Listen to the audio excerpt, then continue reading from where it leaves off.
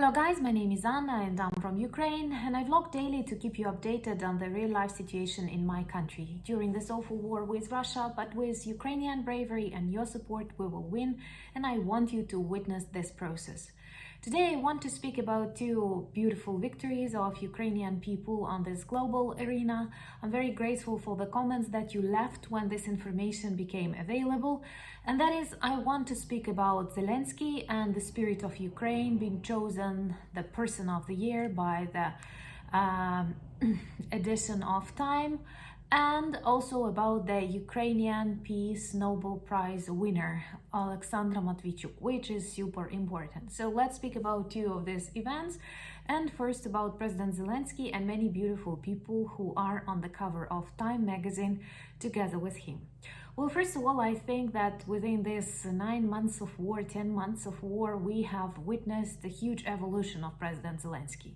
I've told you myself that I was not his fan at the beginning of his presidency, but now I totally support him, and I think that he has demonstrated so many important features for a leader that we are lucky to have him during this turbulent, dark times. And I'm also happy how this public opinion, global public opinion, changed about him.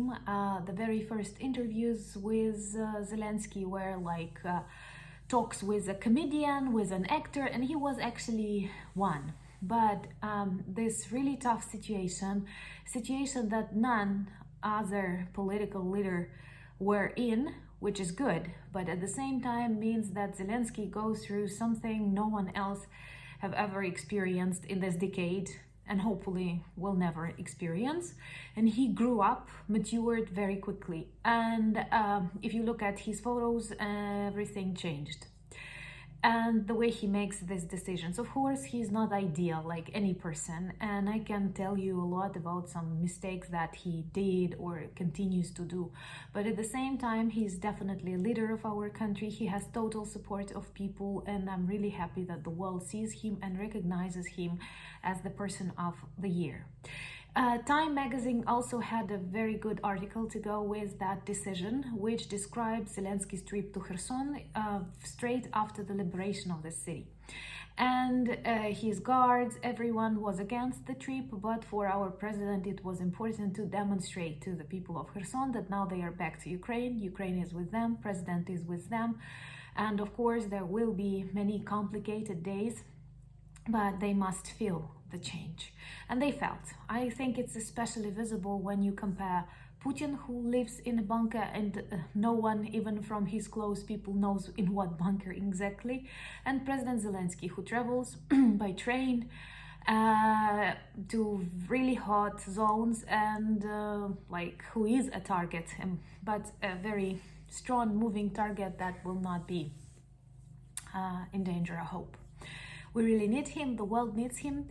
And the very article written in a very beautiful style, and if you're interested in the personality of Zelensky and his trip to Kherson and how he lives during these days, you may read it, and I personally enjoyed it a lot. Also, what is important on that cover, there are other people, not just like the president himself, but the spirit of Ukraine, which means millions of people who stand behind President Zelensky all over our country, and we are grateful for that. But also there were some portraits of people who were important or who symbolize this typical character traits or typical occupations that are super important during war. And I have even made myself a list to explain you what people you can see on that cover if you were interested in that. And well, first of all, what I also like is that not all of them are Ukrainians, because we do understand that our bravery and our fight is possible because of the world being with us. And we are very grateful for that. We will be always grateful for that. And I think that this unity that we feel during war is very important, and something that ugly authoritarian regimes like Putin's could not predict. So there on that cover, first of all, you can see Jose Andres, who is the head and the founder of World central kitchen that was very important for the supplies of food, especially when Irpin and Bucha were liberated. And his initiative is known all over the world, but he came to Ukraine when it was still very, very dangerous. Also, we have a paramedic, Tyra, who was, it's her nickname, she was helping and saving people's lives in Mariupol. She is a very famous military doctor, and also she was captured by Russians. She was kept in Russia, but later exchanged and returned back to Ukraine, and she is a very positive symbol of this war. Also, there is a programmer, Oleg Kutkov, who was responsible for the first things needed for Starlink to work. So he was helping to fix it and to make it work for the Ukrainian soldiers, and it's very important. And we still do not forget that Elon Musk was once good to us. Also, there is chef, Yevhen Klopotenko, who is a very popular cook in Ukraine, and he was one to fight for the recognition of borscht by UNESCO as a cultural heritage of Ukraine, and he succeeded in that. And also he is very active in civil life, volunteering, and attracting attention to important aspects of Ukrainian life during war. And a singer, Serhiy Ivanchuk, who is an opera singer, but he left his career to volunteer to help people, to evacuate people and other important during wartime things. Editor-in-chief of the Kyiv Independent, Olga Rudenko, who helps to share the information about the war in Ukraine to the rest of the world. Also a doctor of anesthesia, like who helped and is helping to save babies, and Irina Kondratova. If I'm not mistaken, David Beckham, it seems to me, once gave her his Instagram account to help her share her experiences during the war. And also a British military doctor, David Knott, who came here to Ukraine for a number of times to help save Ukrainian people. So I think this is very symbolic, and this demonstrates this unique unity that exists now around Ukraine, and the understanding that our war is global, civilizational, and Ukrainians are very grateful and understand how important our allies are during this war. And I'm also grateful that you understand how important Ukrainians are for the global security, because Russia is a global security threat. Another victory is that a Ukrainian organization, Ukrainian beautiful women, got the Nobel Peace Prize. Not many Ukrainians within the history of Nobel Prize received it. And I cannot tell you that I knew Alexandra Matviichuk before that, but when I started reading more about her and when I read her speech on the Nobel Prize ceremony, I loved it a lot. She is young, that's the way I think, like she's 39 years old, and she is one of the founders and the heads of the non-governmental organization Center for Civil Liberties. And she worked actively during this modern period of Ukrainian history. She was active during Euromaidan, and she was always working in the sphere of human rights. Now they try to fix crimes against humanity and various violations of human rights and war crimes in Ukraine, and they are very, very active at attracting attention to this sphere, because like human rights and dignity is something that Russians do not support inside their country and try to destroy in other countries that they come. And actually we may say that we are fighting for that too. What is also important that Alexandra had a very beautiful speech, and once again, if you're interested in these things, I encourage you to read it. Because it's available online, it's very strong,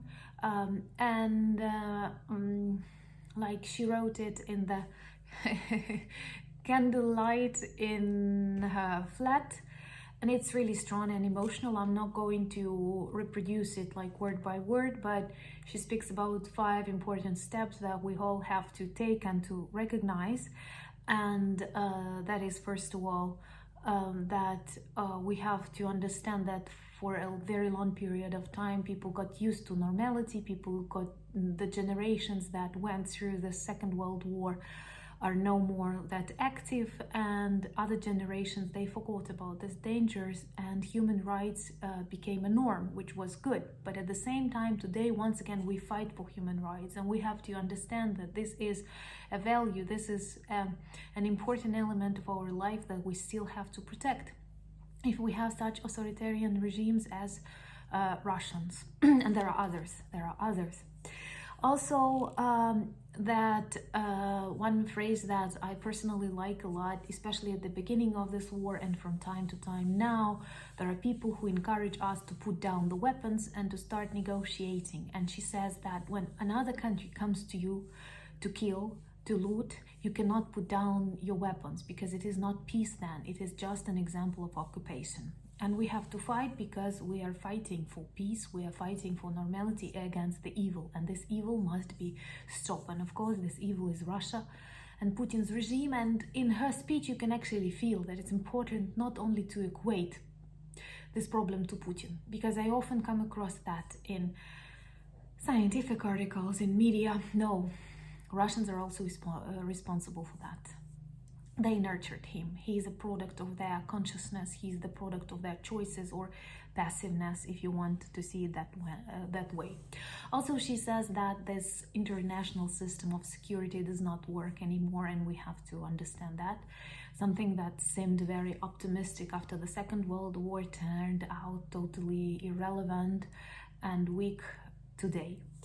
Also, that it is extremely important to seek for justice, and that Nuremberg process on Nazis was very important, and something similar must be held on Putin and people who actually initiated and supported this war. It's very important, because if the evil is not punished, it continues. And of course, that's the idea that can help all of us survive is global solidarity, because it is not Ukrainian war. It is not only Russian war against the world. It is the war of two systems, a democratic one and the authoritarian one. This is what she says in her speech.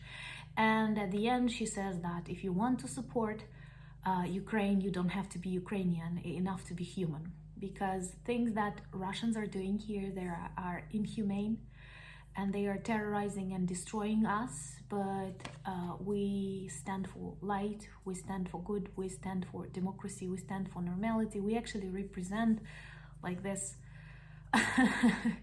good side of the world, and there are many of us apart from Ukraine. And I think that the war in Ukraine, Russian war in Ukraine, is very, very symbolic for other regimes. That's why it must be won by democracy, it must be won by good people. Thank you so much for the support that you demonstrate, and you are a part of this global solidarity. I was really glad to share with you these 2 stories, and they are important because just a year ago, neither Zelensky nor Matvichuk were supported or really known in the world. And of course, war is not the thing that I wanted my country to be known for, or Chernobyl. Somehow we are lucky with this topics that people associate us with, but this war was not our choice. And of course, it's bad that you've learned about Ukraine so much because of that. It's bad that my vlog is about not food in Ukraine or love in Ukraine or I don't know, trips in Ukraine, but war in Ukraine. But at the same time, thank you for that attention, because without it, it would be really difficult to survive and to continue fighting. And that would be a failure not only for us, but also for the global normality. So thank you once again for support. Thank you for buying me coffees. Thank you for becoming my patrons. Thank you for leaving your comments that add strength and inspiration. And most importantly, thank you for being with Ukraine, standing with Ukraine, and we will definitely win this war. Slava Ukraini!